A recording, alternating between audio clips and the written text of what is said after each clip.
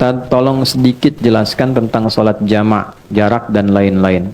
Baik, sedikit aja ya. Jamak artinya menggabungkan dua hal dikerjakan dalam satu waktu. Contoh, sebentar lagi kita akan sholat zuhur. Setelah zuhur ada waktu asar, maka ada jamak menggabungkan zuhur dengan asar. Jika saya gabungkan asar ke zuhur, dikerjakan di waktu zuhur, maka diawalkan. Dalam bahasa Arab, awal itu takdim, didahulukan. Maka jamak takdim.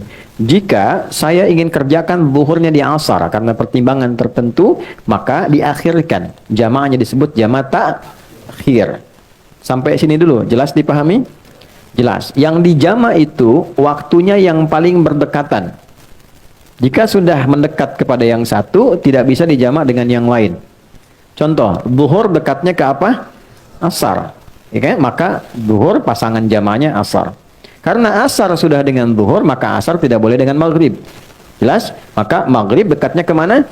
Isya. Maka maghrib boleh dijamak dengan isya, baik takdim ataupun takhir. Subuh bagaimana? Subuh itu menyendiri. Karena itu jauh ke isya, jauh ke zuhur. Ya, jadi nggak bisa dijamak. Saya pengen jamak subuh dah sekalian tahajud ntar gitu kan? Nah, bisa. Ya, ada saya di pesantren pernah begitu, si fulan tahajud bangun, masya Allah, si bilang kawan ini soleh luar biasa bangun gini. Jumat tuh, itu selesai kita pulang dari masjid, di kawan perasaan tadi posisi tidurnya begini juga gitu habis tahajud. Saya tanya, ya Mas fulan gitu kan? Antum udah bangun? Udah sholat subuh belum? Adi ini gimana? Udah saya jamu mata tahajud tadi katanya. Waduh, saya kelampau soleh kawan ini.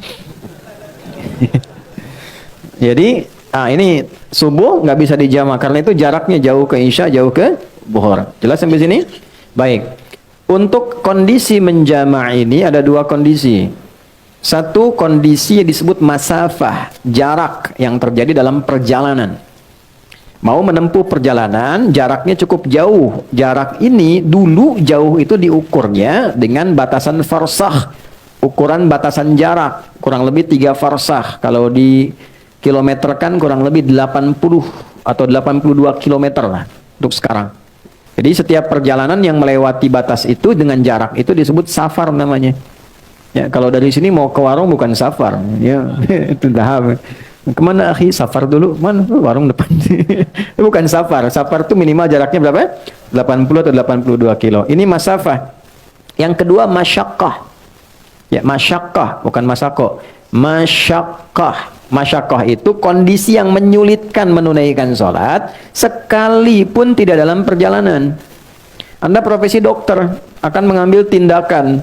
Tindakan ini operasi dilakukan dari jam 1 sampai menjelang maghrib. Oke, sampai jam 6 misalnya.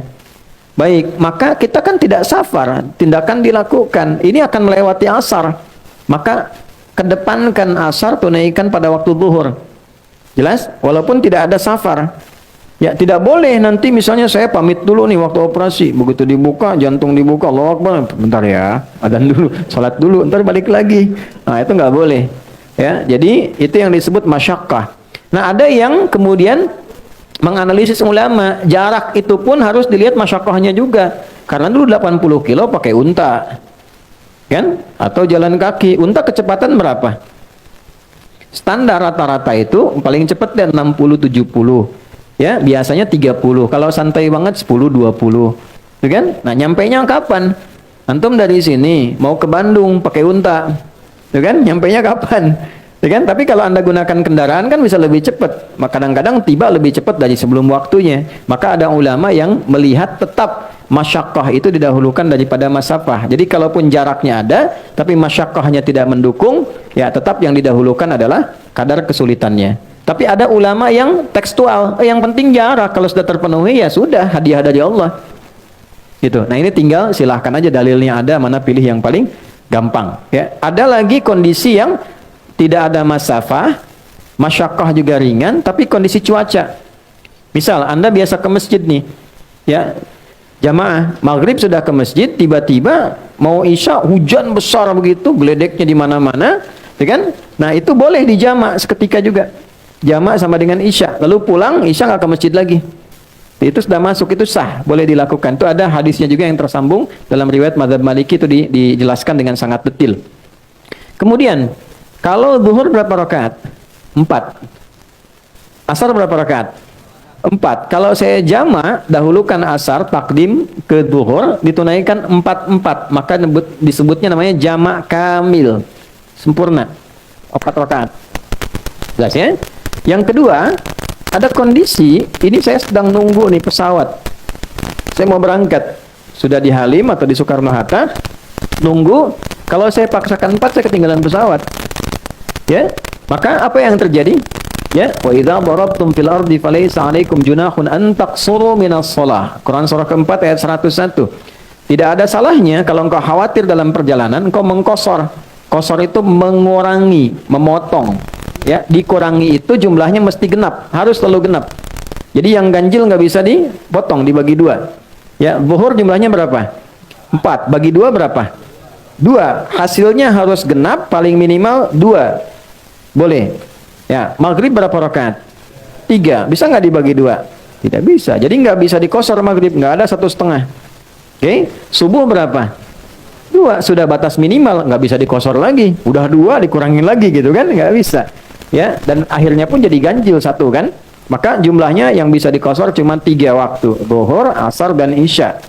Nah, kosor itu ada yang sifatnya tunggal, ada yang sifatnya jama'. Misal, saya mau kosor nih, zuhurnya karena perjalanan, tapi saya nyampe Semarangnya bahkan sebelum asar. Maka saya nggak jama', kosor aja zuhur. Nyampe di Semarang saya sholat asar. Kalau saya mau tinggal mukim, jelas? Nah, tapi kalau saya kondisinya memang di sana juga kegiatan, aktivitas, maka saya kerjakan sudah berangkat ke bandara, saya kosor, saya jama' dan kosor. Gabungkan asar ke zuhur, masing-masing tunaikan 2 rakaat. Saya hadir di sini mengajar, saya kan lagi pergi nih, safar, jalan. Di sini saya ikut dengan Anda mukim tinggal di sini. Maka zuhur saya jadi imam misalnya. Saya tunaikan zuhur 4 rakaat, saya kosor asarnya 2. Itu namanya jama' kamil dan kosor. Ya, kamilnya untuk yang zuhur, kosornya untuk yang asar. Paham sampai sini? Paham ya? Nah, apalagi misalnya nanti karena permintaannya sedikit. Ustaz, tolong sedikit jelaskan. Nah, itu yang sedikit sudah saya sampaikan. Wallahu a'lam bishawab.